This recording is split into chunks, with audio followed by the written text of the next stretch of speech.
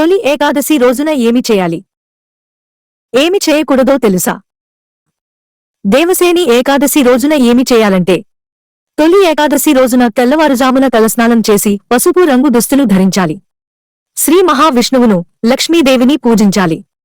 ఏకాదశి ఉపవాసం చేస్తానని ప్రతిజ్ఞ చేసి ఉపవాసం పాటించాలి. అంతేకాదు ధనం, ధాన్యాలు, వస్త్రాలు దానం చేయాలి. శ్రీహరికి నైవేద్యంలో తులసి ఆకులను తప్పనిసరిగా చేర్చాలి. దేవసేని ఏకాదశి నాడు ఏమి చేయకూడదంటే, దేవసేని ఏకాదశి రోజున తామసిక ఆహారాన్ని తినవద్దు. అంతేకాకుండా ఈ రోజు పొరపాటున కూడా అన్నం తినకూడదు. ఏకాదశి రోజున స్త్రీలను, పెద్దలను అవమానించకండి.